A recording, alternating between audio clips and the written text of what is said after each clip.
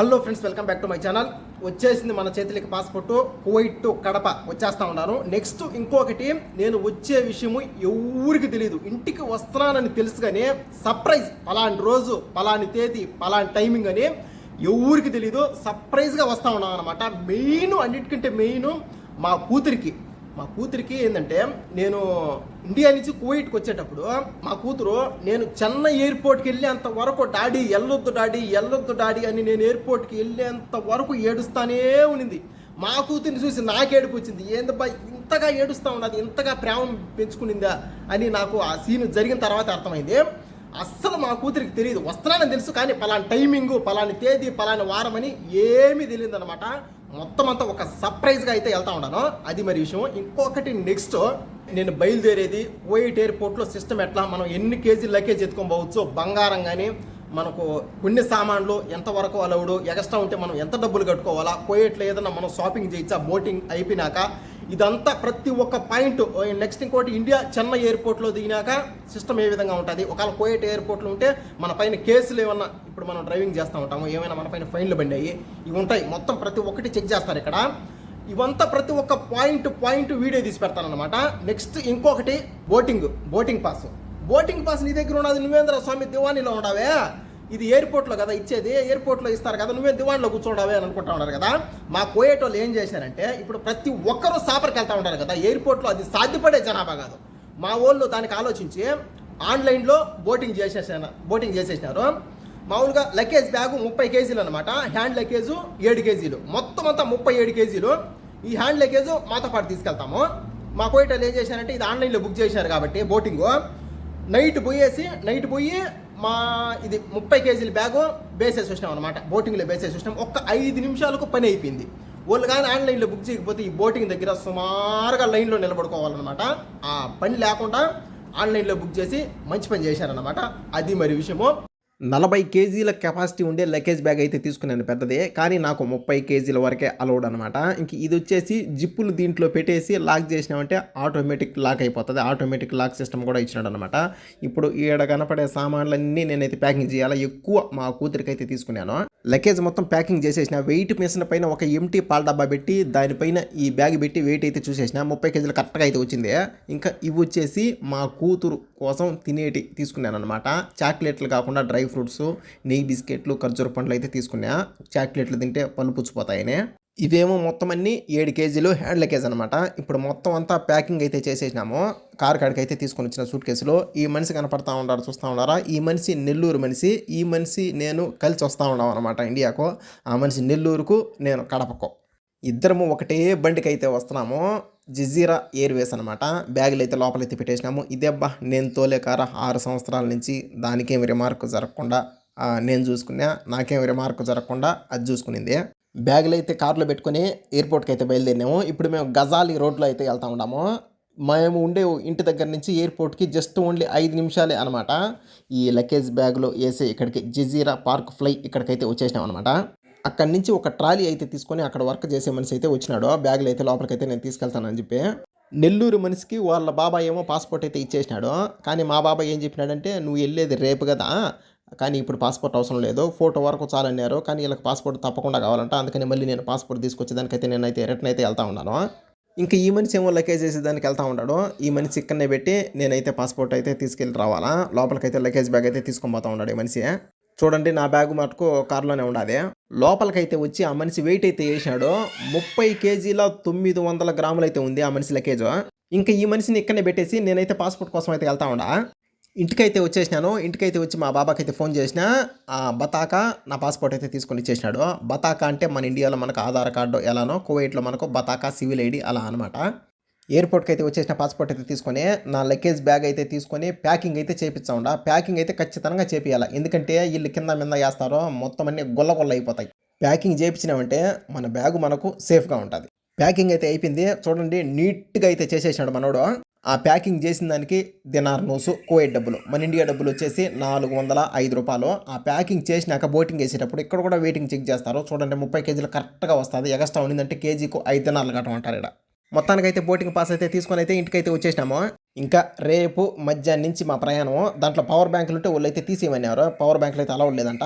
ఇప్పుడు ఈరోజు మా బాబా వాళ్ళ నాయన అయితే ఆ మనిషిని నన్ను ఎయిర్పోర్ట్కి అయితే తీసుకొని పోతా ఉన్నాడు. అబ్బా రే జనాభా చూడండి బోటింగ్ దగ్గర ఎలా ఉండదో. ఇవన్నీ మా కోయేట వాళ్ళు ఆలోచించి ముందుగానే మాకు ఆన్లైన్లో బోటింగ్ అయితే ఒక 5 నిమిషాలకు అయిపోయేట్టుగా వాళ్ళు అయితే మంచి పని చేసినారు. ఇంకా బోటింగ్ ఆడ అయిపోయింది. ఇంక ఈ నుంచి పైన 2వ అంతస్తుకి అయితే వెళ్ళాలా. పైకి అయితే వచ్చేసినాము. ఇక్కడ చూసుకుంటే ఫుడ్ హోటల్ అయితే ఉన్నాయి. బర్గర్లు అంట పిజ్జా షాపులు మొత్తం అయితే ఉన్నాయి. మొత్తానికి నాకు చెకింగ్ కూడా అయిపోయింది. పోలీస్ చెకింగ్ కూడా మొత్తం అంతా అయిపోయింది. వెయిటింగ్ హాల్ అయితే కూర్చొని ఉండ. ఈ జనాభా మొత్తం అంతా జజీరా ఎయిర్వేస్కి వెళ్ళే వాళ్ళే అనమాట. నేను ఏ ఫ్లైట్కి అయితే వస్తూ ఉన్నాను జజీరా ఎయిర్వేస్కో ఆ పైలట్లు అయితే వెళ్తూ ఉన్నారు చూడండి. ఇప్పుడు వీళ్ళు 3 మగవాళ్ళు 3 ఆడవాళ్ళు అనమాట. వీళ్ళే మేము వచ్చే బండికి పైలట్లు వీళ్ళే అనమాట. ఎయిర్పోర్ట్లో కూడా చాక్లెట్లు అంగళ్ళు అయితే ఉన్నాయి చూడండి. బయటికి ఇక్కడికి ఒక నూజ్ దినార్ అయితే తేడా. అన్ని రకాల చాక్లెట్లు అయితే ఉన్నాయి. వెయిటింగ్ హాల్ అయితే ఓపెన్ చేశారు. వెయిటింగ్ హాల్ నుంచి బయటకు అయితే వస్తూ ఉన్నాము. బస్సు కనపడతా ఉంటా చూస్తూ ఉంటారా. ఇప్పుడు మమ్మల్ని అందరినీ ఈ బస్సులో ఎక్కించుకొని ఫ్లైట్ దగ్గరికి అయితే తీసుకొని పోతారు. బస్సులోకి అయితే వచ్చేసినాను. బస్సు అయితే బయలుదేరింది. ఇంకైతే ఫ్లైట్ కాడికి అయితే పోయినాకైతే వీడియో అయితే పెడతా చూడండి. మధ్యలో ఒక ఫ్లైట్ అయితే కనపడింది. ఇది చూసుకుంటే ఎమిరేట్స్ ఫ్లైట్ అనమాట. దుబాయ్ ఫ్లైట్ భలే క్లాసిక్గా అయితే ఉంటుంది ఇది. దీనికి టికెట్ ప్రైస్ కూడా అట్నే ఉంటుంది. దీంట్లో మర్యాదలు అట్నే ఉంటాయి. దానికి టికెట్ ప్రైస్ కూడా అట్నే ఉంటుంది. మొత్తానికి మా జజీరా బండి కాడికి అయితే వచ్చేసినాము. ఇప్పుడు ఒక్కొక్కరు కింద దింపి పైకి ఎక్కిస్తూ ఉంటారు. లిచిన ఇంజిన్ చూడనబ్బా ఎంత ఉండదు ఇదే. ఇంకా ఫ్లైట్ అయితే ఎక్కినాను పైకి, నిచ్చిన పైకి. ఇంకా ఫ్లైట్ లోపలికైతే వెళ్ళాలా. మొత్తానికి ఫ్లైట్ లోపలైతే అడుగు పెట్టబోతున్నాము. ఇదే అబ్బా ఫ్లైట్ దాలబందరము గుమ్మము. లోపలికైతే వచ్చేసినాము. ఇప్పుడు లోపలైతే చూపిస్తా చూడండి ఎట్టుండదు ఫ్లైట్. చూసుకుంటే లోపల ఈ పక్క 3 సీట్లు ఆ పక్క 3 సీట్లు మొత్తం ఆడికి 6 కుర్చీలు. మొత్తం 200 మంది పైన పెడతారు. ఆ మనిషి ఏమో టికెట్లు కొట్టే కండక్టర్ ఫ్లైట్లకు. ఇంకా పైన ఉండే ప్లేస్ ఏమో మన లగేజ్ బ్యాగులన్నీ పైన పెట్టే ప్లేస్ అనమాట. మా బ్యాగులు కూడా తీసి పైన అయితే పెట్టేసినాము. మొత్తానికి ఫ్లైట్లో అయితే కూర్చున్నాము. ఇంక ఇవేమో పైనుండేటి ముగ్గురికి కాబట్టి ఉండేది ముగ్గురు కాబట్టి ముగ్గురికి 3 ఏసీలు 3 లైట్లు. ఇంక ఈ పచ్చ బట్టల్లో మనం నొక్కినామంటే ఈ ఫ్లైట్లో వర్క్ చేసే వాళ్ళు వచ్చి మీకు ఏమైనా హెల్ప్ కావాలా, ఏమైనా ఫుడ్ ఏమైనా కావాలా వచ్చి అడుగుతారనమాట. మనకేమైనా తెలియకపోతే అది మరి విషయమో. ఇంకా మనం కూర్చుని ఎదురుగా దీన్ని కానీ ఓపెన్ చేసినాం అనుకో, ఇదైతే ఎట్టయితే ఓపెన్ అవుతుంది ఈ ప్లేటు. దీనిపైన వాళ్ళు ఇచ్చే ఫుడ్ కాఫీలు దీనిపైన అయితే పెట్టుకొని అయితే తినొచ్చు. ఇంకా కింద పక్క ఒక సంచి అయితే ఇచ్చినాడు. ఏమైనా చెత్త గిత్త దాంట్లో అయితే వేసుకునేదానికి. మేము వెళ్ళే విమానంతో పాటు మా వెనకాలే బయలుదేరేదానికి 2 జజీరా ఎయిర్వేస్లో ఆ పక్క రెడీగా అయితే ఉన్నాయి. ఇంకా సీటు పక్కన ఈ కిటికీలు అయితే ఉంటాయి. మనకు నచ్చకపోతే క్లోజ్ చేసుకోవచ్చు, మనకు నచ్చితే ఓపెన్ చేసుకోవచ్చు. అది మన ఇష్టము. కరెక్ట్గా ఒక మనిషి అయితే కూర్చునేదానికైతే ప్లేస్ అయితే కరెక్ట్గా సరిపోతుంది. ఎక్కువ తక్కువ లేకుండా. ఇది చూసుకుంటే ఛార్జింగ్ పాయింట్ అనమాట. ప్రతి కుర్చీ కాడ ఈ మాదిరి అయితే ఉంటుంది. ఇంకా వీళ్ళేమో ఎయిర్పోర్ట్ గ్రౌండ్లో అయితే వర్క్ చేసేవాళ్ళు. వెయిటింగ్ హాల్లో ఉండేటప్పుడు పైలట్లు పోతా ఉండారో చూపిస్తున్నా చూడండి. వాళ్ళు వీళ్ళే బండి అయితే బయలుదేరుతా ఉండదు. సీటు బెల్ట్ పెట్టుకోండి అని చెప్పేదానికి వస్తూ ఉండదేమా. మొత్తానికి బండి అయితే బయలుదేరింది బా. పార్కింగ్లో నుంచి రివర్స్ అయితే తీస్తూ ఉన్నాడు మనోడు. మా బండి వెనకాలే 2 విమానాలు అయితే బయలుదేరుతాయి చూడండి. ఆ వల్ల జనాభా అయితే ఎక్కుతూ ఉన్నారు వాటికి. మొత్తానికి పార్కింగ్ ప్లేస్లో నుంచి గట్టకొచ్చి ముందుకైతే స్టార్ట్ అయినాము.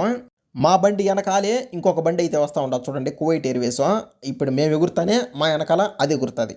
మొత్తానికైతే స్పీడ్ పొయ్యి ఒక్కపారిగా ఉన్నట్టుండి పైకి అయితే లేపేసినాడు బా బండి. చూడండి ఇప్పుడైతే పైకి అయితే లేపినాడు బండి. వెళ్తా ఉండదు చూడండి. ఎయిర్పోర్ట్ మొత్తం కనపడుతుంది బా. ఇప్పుడు చూడండి అక్కడ ఒక ఫ్లైట్ అయితే ఉండదు. పైకి అయితే లేపేసినాడు బండి. ఇప్పుడు స్ట్రైట్గా లేపుంటాడు.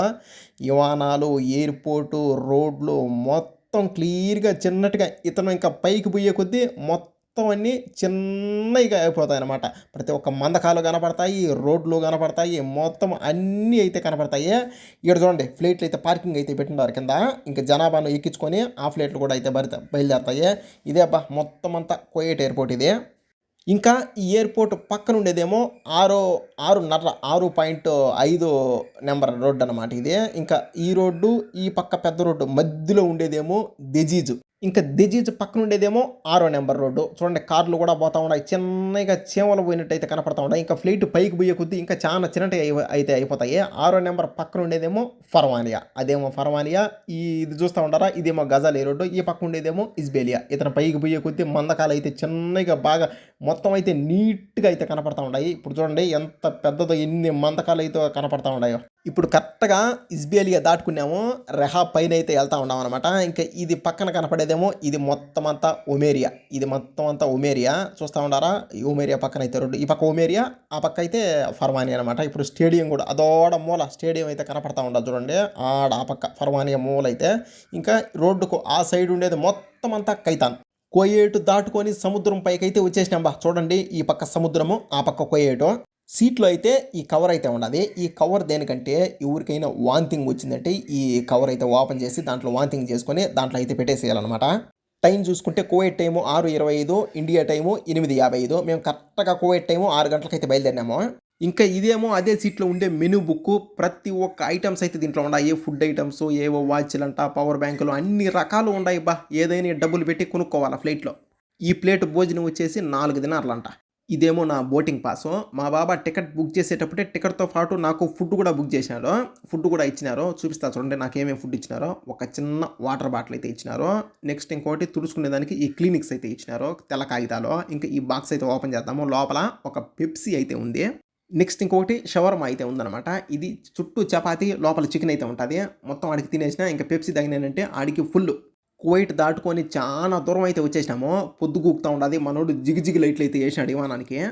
ఇంకా వీళ్ళేమో టీ, కాఫీ అని అమ్ముకుంటా వచ్చినారు. మధ్యలో ఒక్క కాఫీ వచ్చేసి నూజ్ తిన్నారు. నేను ఒక్క కాఫీ అయితే ఆర్డర్ చేసిన. వాళ్ళేమో ఇవంతా మొత్తం అన్ని ఇవైతే ఇచ్చినారు. ఇది చూసుకుంటే డెకాషను.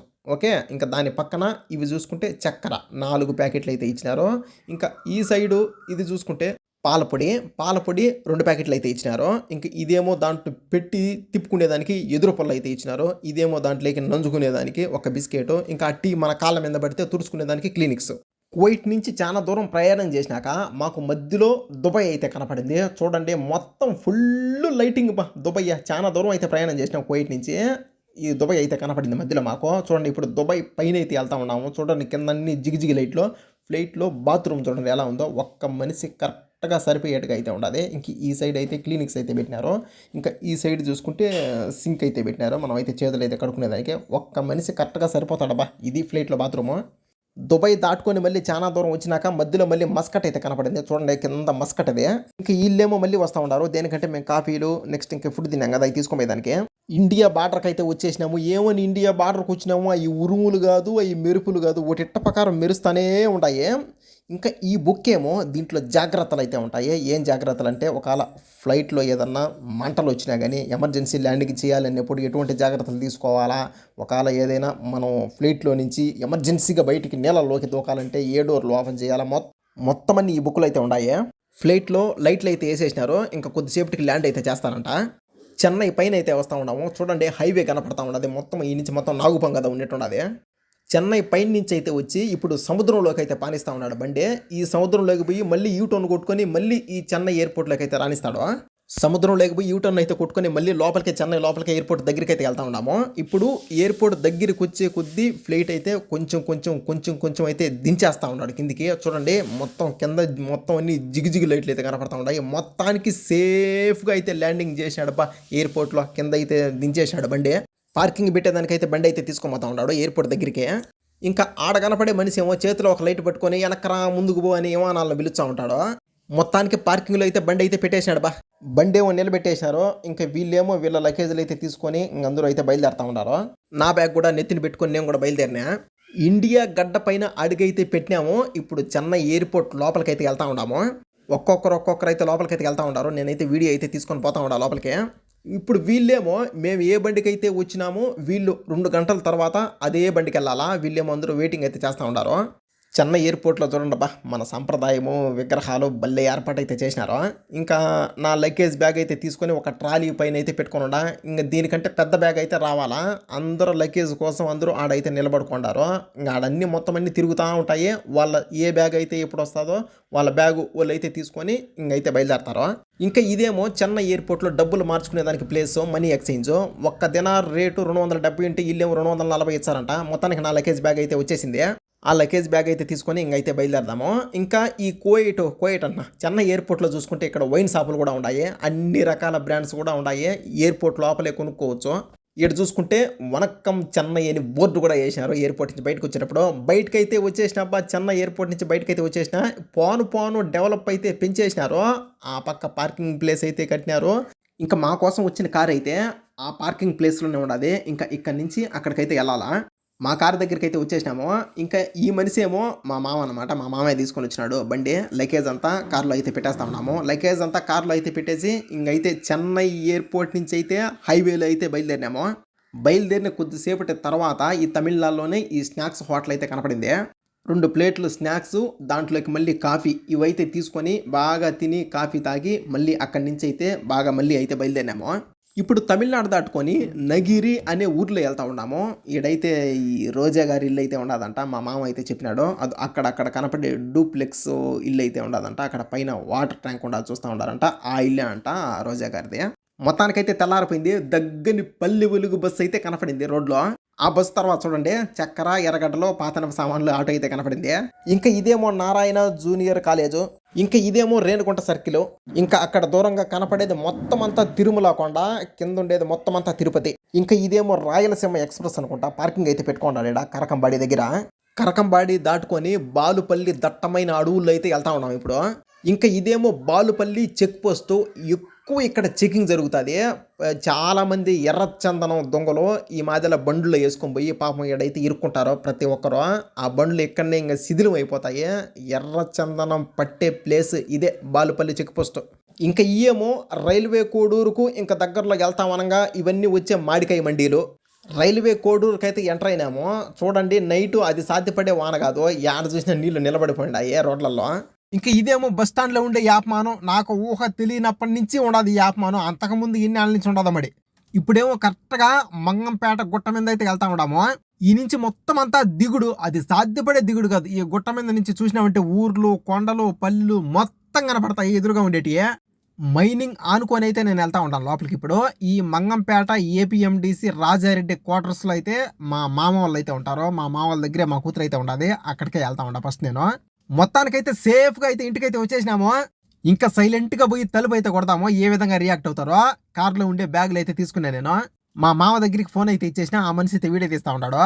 బ్యాగులు అయితే తీసుకొని అక్కడైతే పెట్టేసిన, ఇంకా పోయి సైలెంట్గా తలుపు అయితే కొడదాము.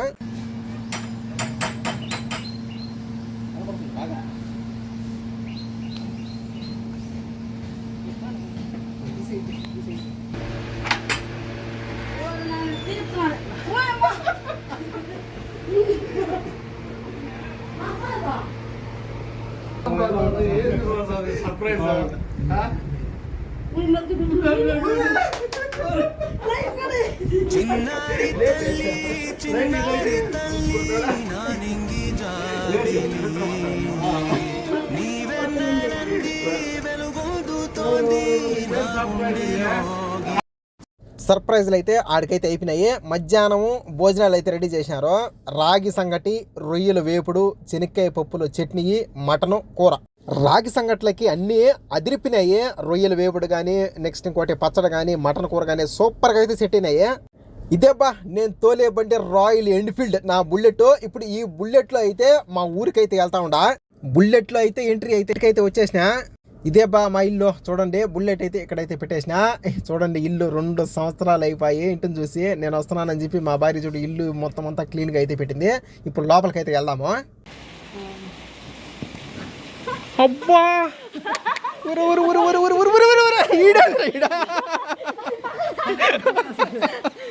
పగలకపోతే పోతే వాళ్ళే. అబ్బా అబ్బా ఊరు భలే చేసినారు. అబ్బా థ్యాంక్స్, భలే సూపర్గా చేసినారు. అది ఉండిలే పగలకపోతే వాళ్ళే.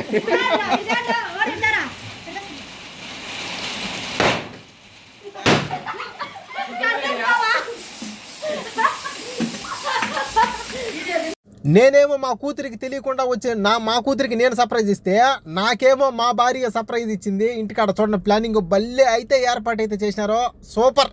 కేక్ కూడా ఏర్పాటు చేసినారు. ఇప్పుడైతే ఆ కేక్ అయితే చూద్దాము. కేక్ పైన నా ఫోటో కూడా వేపించినారు.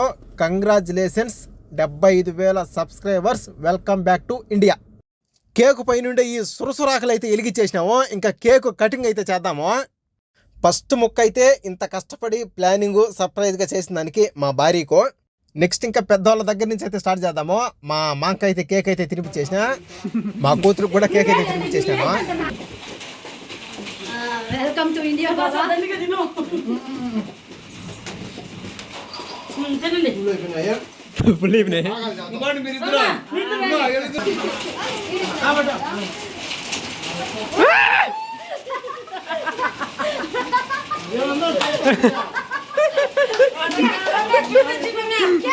కేక్ పూసింది. ఆవటం.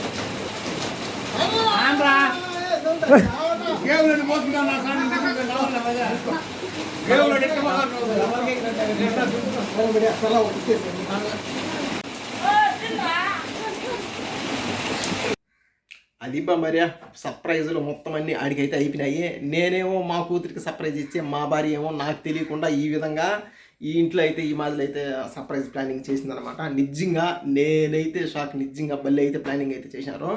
ఈ వీడియోస్ మొత్తం తీసుకొని వచ్చినట్టు ఈ కువైట్ ఎయిర్పోర్ట్లో మొత్తం అన్నీ తీసుకొని వచ్చినట్టు అన్నీ ఎడిట్ చేసుకుని తలికే నేనైతే నిన్న మార్నింగ్ అయితే వచ్చిన. ఇప్పుడు ఈ రోజు మధ్యాహ్నం ఇవన్నీ ఎడిటింగ్ చేసుకొని ఇప్పుడైతే మాట్లాడి ఇప్పుడైతే పోస్ట్ చేస్తా ఉండా. అదిబ్బా మరి విషయం కువైట్ నుంచి ఇండియాకు జర్నీ అలా అయితే జరిగింది. ఈ వీడియో లాస్ట్ వరకు చూసినందుకు మీకు చాలా చాలా థ్యాంక్స్.